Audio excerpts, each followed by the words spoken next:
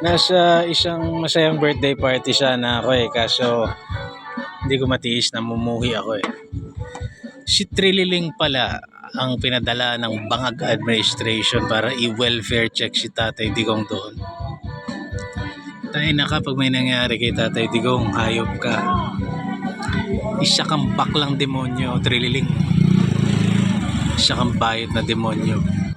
Hindi ka makakasya kung ano-ano katarantaduhan yung ginagawa mo, pero walang butil ng pagkalalaki sa iyo kundi puro karuwagan.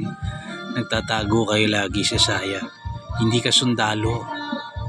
Isa kang bayot na demonyo. Tangina kapag may nangyari kay Tatay Digong, tangina ka, ipakukulam kita. Masamang mangkulam pero ipakukulam kita, putang ina ka.